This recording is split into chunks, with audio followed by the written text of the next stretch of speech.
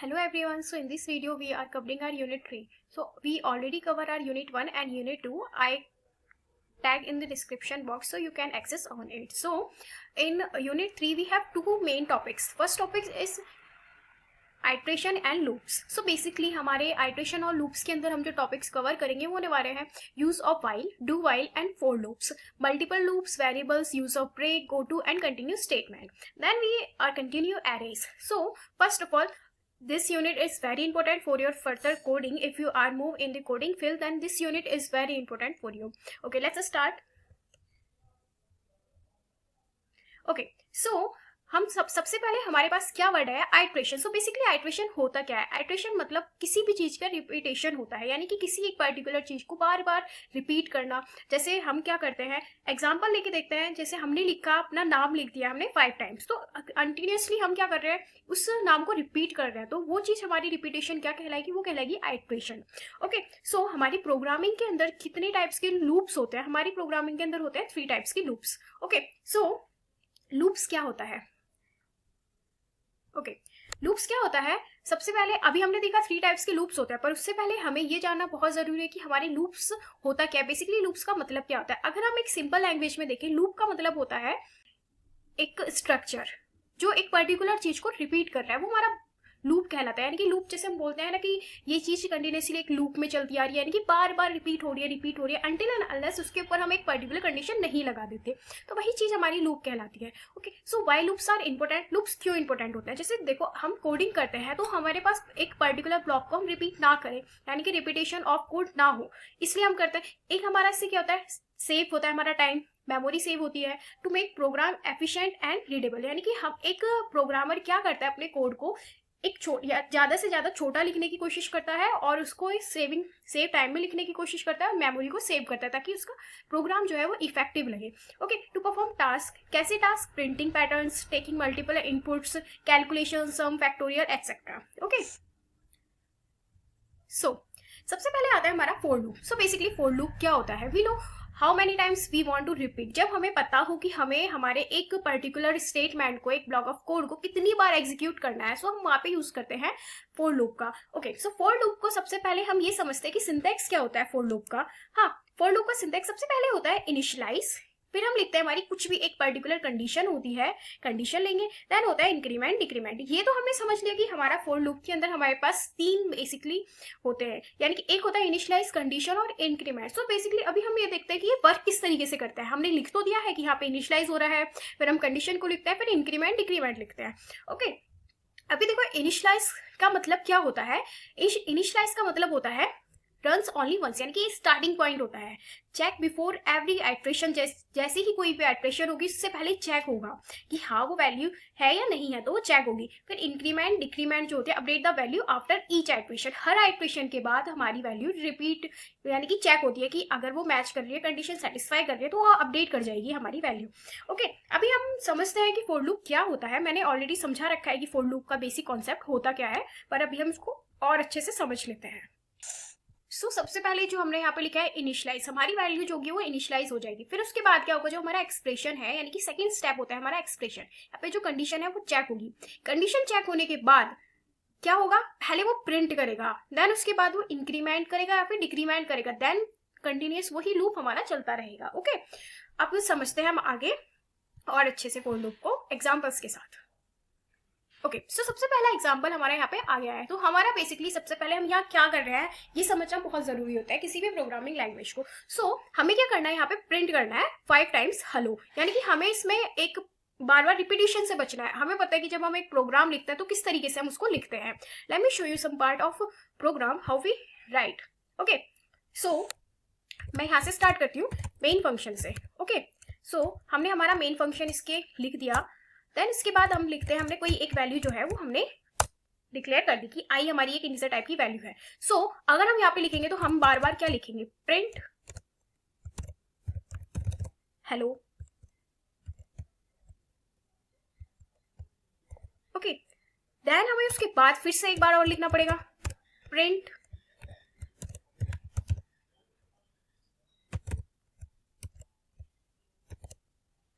Again.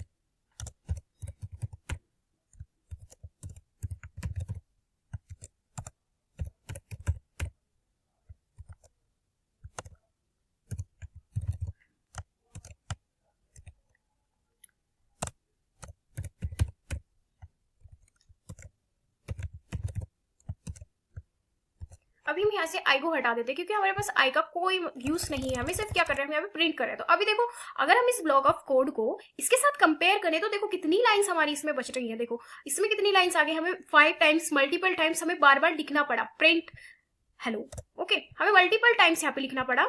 एक चीज और याद रखना, प्रोग्रामिंग लैंग्वेज के अंदर जब भी हम लिखते हैं तो प्रिंट के बाद हम यहाँ पे यूज करते हैं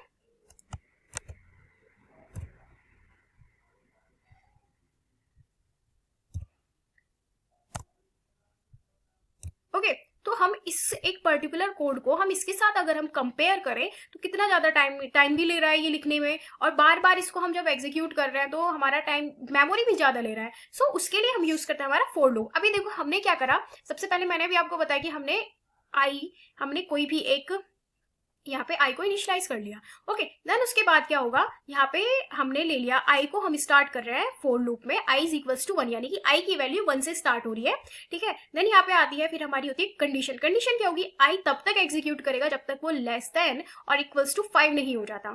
फिर उसके बाद इंक्रीमेंट डिक्रीमेंट होगा। सो किस तरीके से ये फर्क करा हम उस चीज को समझते हैं। अभी ये देखो सबसे पहले क्या हुआ, हमने हमारी आई की वैल्यू इनिशियलाइज करवा दी। हमने क्या इनिशियलाइज करवाई है, यहाँ पे हमने 1 इसकी आई की वैल्यू इनिशियलाइज करवा दी। ओके, देन अब ये क्या करेगा, ये इस कंडीशन के पास जाएगा, कंडीशन चेक होती है, यस आई हमारा छोटा है 5 से, हाँ छोटा है, तो क्या करेगा, क्या फिर उसमें प्रिंट स्टेटमेंट में क्या आ रहा है हमारा, हमें बस क्या प्रिंट हो गया आ जाएगा, कंडीशन सेटिस्फाई हो गया, प्रिंट क्या हो गया हमारा हेलो। फिर उसके बाद फिर क्या करेगा वो, फिर हमारे यहाँ पे हो जाएगी इंक्रीमेंट, हम क्या कर रहे हैं यहाँ पे प्लस कर रहे हैं, तो अब आई की वैल्यू 1 से हो गई 2, कंडीशन सेटिस्फाई यस, क्या प्रिंट करेगा हेलो।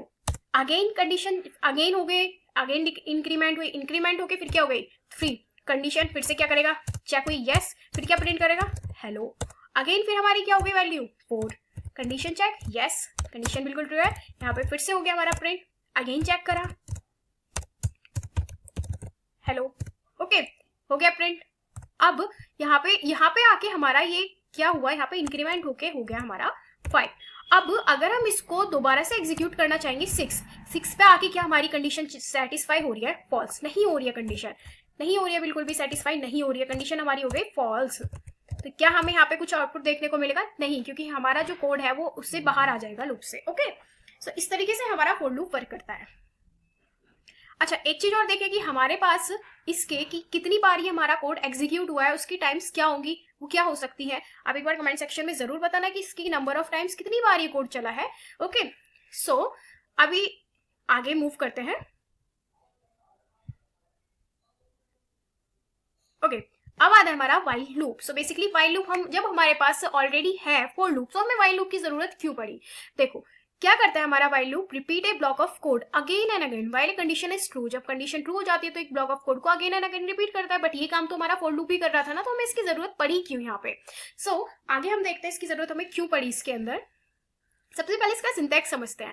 सबसे पहले हम वाइल लिखेंगे, उसके अंदर हम लिखते हैं यहाँ पे कंडीशन, जो भी हमें कंडीशन हमारी एग्जीक्यूट करवानी है वो हम वाइल के जो होते हैं हमारे सर्कुलर ब्रैकेट्स होते हैं उसके अंदर लिखते हैं। देन यहाँ पे लिखते हैं हमारे कुछ भी कंडीशन होती है हम वो यहाँ पे लिखते हैं कंडीशन हमारी। ओके, सो अगर मैं आपको इसको एक्सप्लेन करते हूँ तो आगे किस तरीके से होता है। First the condition is check, सबसे पहले होगी हमारी कंडीशन चेक है या नहीं है, कंडीशन चेक होगी, फिर कंडीशन चेक होने के बाद वो ट्रू है तो जो कोड होगा इनसाइड द लूप के अंदर। सो बेसिकली हम लूप यहाँ पे इनसाइड द लूप का मतलब हमारा क्या है, यानी कि जो इसके अंदर जो भी चीज हम लिखेंगे, यानी कि हमारी जो भी कोड होगा वो ये हम इनसाइड द लूप के अंदर इसकी बात कर रहे हैं।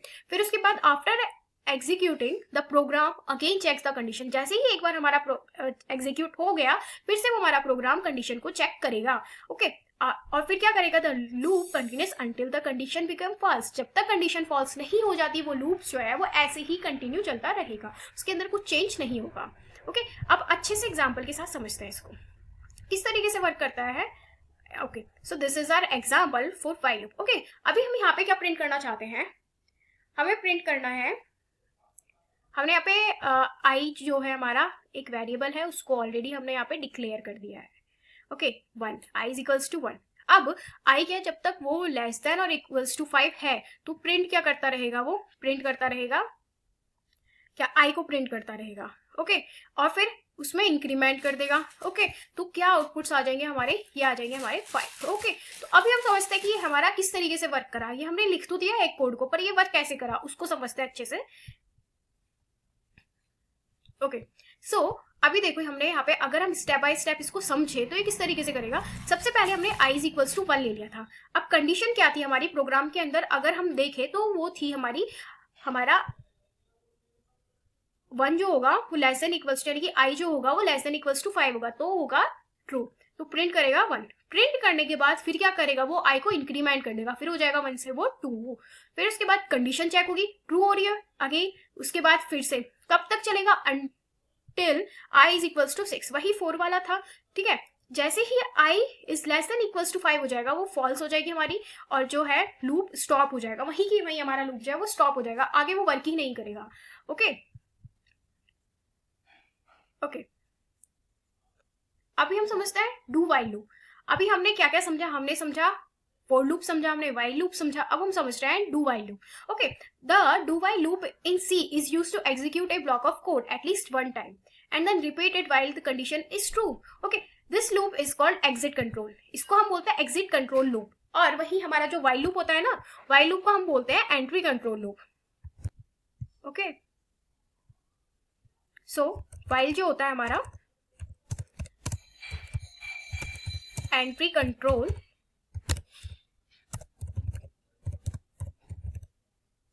loop होता है। ओके, और जो हमारा डू वाइल होता है वो एग्जिट कंट्रोल। अब इनके नाम के पीछे भी एक वजह होती है। अभी हमने जैसे सिंटैक्स समझा था, ओके, तो उसमें हमने क्या समझा था, सो अभी हमने देखा था वाइल लूप के अंदर क्या हो रहा था। वाइल लूप के अंदर हमारी सबसे पहले हम लिख रहे थे हमारी कंडीशन को, ओके, यानी कि अगर कंडीशन सेटिस्फाई होती है एक बार तो ही वो प्रिंट करेगा, अदरवाइज वो प्रिंट नहीं करेगा। बट डू वाइल के अंदर अगर हम देखें, इसके अंदर क्या होता है कि हमारी कंडीशन जो होती है वही लास्ट में लिखी होती है, यानी कि एक बार ही जो हमारा कोड है वो एग्जीक्यूट कर जाएगा, यानी कि एक बार हमारी स्टेटमेंट प्रिंट हो जाएगी। इसके अंदर ये होता है डू वाइल के अंदर। ओके, एग्जाम्पल के साथ समझते हैं तो और अच्छे से समझ आएगा।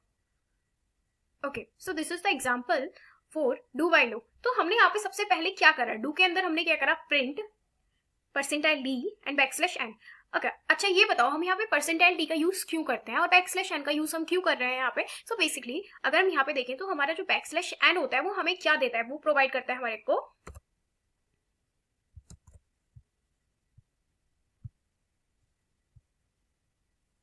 बैकस्लैश एन यूज होता है फॉर न्यू लाइन, यानी कि जो भी हमारा आउटपुट प्रिंट हो रहा है वो सब की सब अलग अलग डिफरेंट लाइंस के अंदर प्रिंट हो जाके। ओके, देन यहाँ पे हम परसेंटाइल डी का यूज क्यों करते हैं, देखो परसेंटाइल डी हम यूज करते हैं इसलिए क्योंकि परसेंटाइल डी जो होता है वो हमें प्रोवाइड करता है आउटपुट्स जो होते हैं। हम परसेंटाइल डी का यूज इसलिए कर रहे हैं ताकि हम जो यूजर से हम वैल्यू, यानी कि जो हम वैल्यू ले रहे हैं वो हमारी इंटीजर टाइप की वैल्यू है, यानी कि प्रिंट करानी है हमें और take input of a integer value, तो इसलिए हम यहाँ पे यूज करते हैं परसेंटाइल डी का। परसेंटाइल एफ का हम यूज करते हैं हमारी फ्लोटिंग वैल्यूज जो होती है, यानी कि डेसिमल वैल्यूज जो होती है उसको प्रिंट करवाने के लिए। ओके,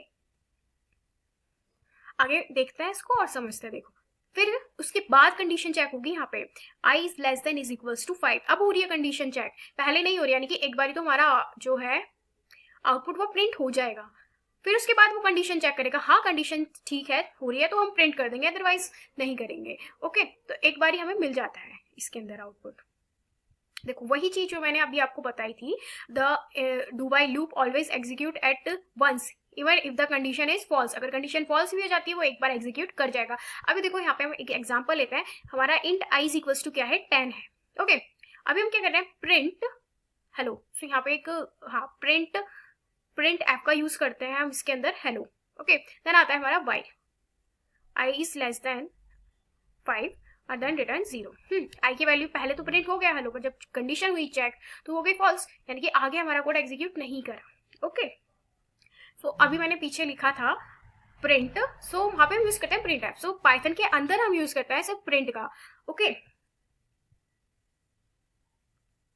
ओके, इसके हम कुछ डिफरेंस देखते हैं। कंडीशन जो चेक होती है इसके अंदर हमारे बिफोर लूप से पहले चेक होती है वाइल के, और डू वाइल के अंदर after loop. Okay, execution many run 0 times, may run 0 times, run at least once, एक बार तो हो जाएगा। एंट्री कंट्रोल और एग्जिट कंट्रोल ये सब वही है जो अभी हम डिस्कस करके आ रखे हैं।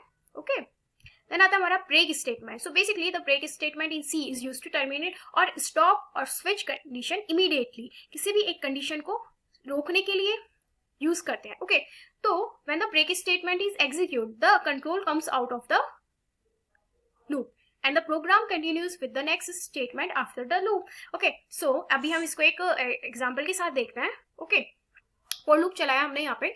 आई इज इक्वल्स टू क्या है हमारा 1, I is less than is equals to 10 और आई प्लस प्लस. ओके, अभी यहाँ पे इफ हमने यहाँ पे लगा दिया, if I is equals to 5 हो जाएगा, वहीं पे ये ब्रेक कर जाएगी.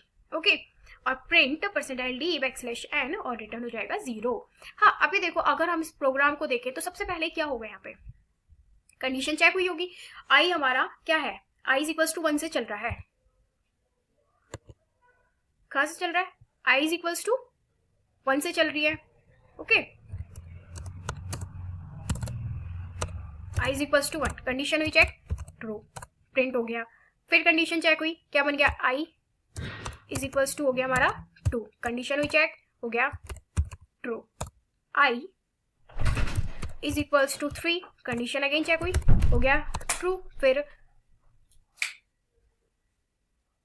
आई इज इक्वल्स टू हो गया 4, फिर कंडीशन चेक हुई, ट्रू. फिर अब आई क्या बन गया हमारा, हो गया 5, कंडीशन चेक हुई, अगेन ट्रू. फिर कंडीशन चेक हुई, अब क्या बन गया हमारा, आई इज इक्वल्स टू हो गया 6. बट अभी हम देखें कहाँ पे ब्रेक हो रहा है, जब आई इज इक्वल्स टू 5 हो जाएगा तो वहीं पे ब्रेक हो जाएगा. यानी कि ये जो 6 हमने अभी एग्जीक्यूट करवाया वो तो चलेगा ही नहीं, वो तो वहीं की वहीं रुक जाएगा. यहीं पे इवन हमारा 5 भी प्रिंट नहीं होगा, वहीं पे ब्रेक कर जाएगा. तो हमें आउटपुट्स क्या मिलेंगे, यहाँ पे सिर्फ हमें आउटपुट्स पे मिलेगा यहाँ तक 4 तक, क्योंकि यहाँ पे तो हमारा ब्रेक हो गया ना, ये तो आगे का एग्जीक्यूट ही नहीं करेगा. ओके, सो इस तरीके से ब्रेक स्टेट हमारा यूज होता है.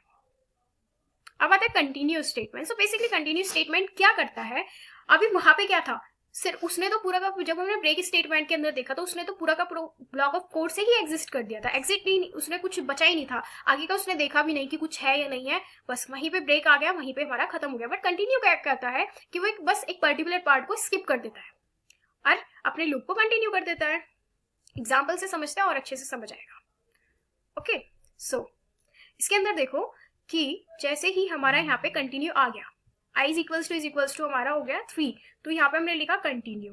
हाँ, यानी कि अभी हम आउटपुट के अंदर देखें तो यहाँ पे हमारा 3 प्रिंट नहीं हो गया है. वही अगर हम यहाँ ब्रेक लगा देते तो हमारे पास आउटपुट में क्या, सिर्फ हमें 1 2 मिलते. ओके, इस तरीके से हमारा कंटिन्यू स्टेटमेंट वर्क करता है. डिफरेंस आ गया दोनों के बीच में. देखो, ब्रेक क्या करता है, स्टॉप लूप, कंप्लीटली लूप को स्टॉप कर देता है. स्किप 1 आइट्रेशन, यानी कि एक आइट्रेशन को स्किप कर देता है. Comes outside loop, goes to next iteration, वो नेक्स्ट आइट्रेशन पे चला जाता है. एक्सिट लूप और स्किप द स्पेसिफिक वैल्यू, उस स्पेसिफिक वैल्यू को स्किप कर देता है. Okay, 5 important loop program. Okay, so कौन कौन से हैं यहाँ पे हमारे हैं, reverse a number, palindrome, sum, factorial, Fibonacci series. तो ये हमारे कुछ 5 इंपोर्टेंट प्रोग्राम्स हैं जो हम आगे लेक्चर्स में डिस्कस करने वाले हैं. जब हमारे प्रोग्राम की सीरीज आएगी उसके अंदर हम सारे के सारे इसको कवर करेंगे. ओके, आगे मूव करते हैं. ये एग्जाम के लिए बहुत इंपॉर्टेंट होता है, इसको मार्क कर लेना. अब आती है हमारी go to statement. So basically go to statement क्या करती है हमारी, transfer program control directly to another part of the program using a level. Okay, so it means the program jump from one place to another in a code, यानी कि हमारा जो programme होता है वो एक प्लेस से दूसरी प्लेस पर मूव कर जाता है. इसका मतलब ये हो गया. हाँ, अभी देखो गो टू लेवल क्या होती है, जंप टू द लेबल. अब लेबल, ए नेम, लेबल है क्या, हम इतनी देर से लेबल कर रहे हैं, पर है क्या label, a name position in the program, ये होती है. अभी हम इसको एक एग्जाम्पल के साथ समझते हैं. Okay, so this is the example we have. हाँ, अभी देखो यहाँ से हम स्टार्ट करते हैं. प्रिंट, ठीक है, if I is less than is equals to 5 होगा तो गो टू स्टार्ट. हाँ, अभी ये क्या कहना चाह रहा है प्रोग्राम, हम इस चीज को समझते हैं. सो ये यहाँ पे हमारी लेबल क्या आ रही है हमारी, ये है हमारी लेबल यहाँ पे, यानी कि स्टार्ट जो है ये हमारा लेबल है. ओके, देन हमारे पास इफ कंडीशन क्या है, is less than is equals to 5 है तो गो टू स्टार्ट. किस पे जाना है, हमें स्टार्ट पे जाना है. ओके, सो फिर अभी यहाँ पे हम क्या, हमारे पास यहाँ पे आउटपुट्स क्या मिलेंगे हमें देखने के लिए, तो हमारे पास अगर हम देखें आउटपुट्स हमारे पास मिलेंगे 1 2 3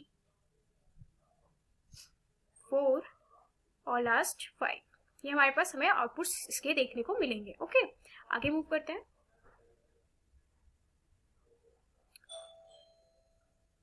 So here are some patterns which we discuss in our next lecture. So please for this, please don't forget to subscribe and like. Okay, thanks for watching.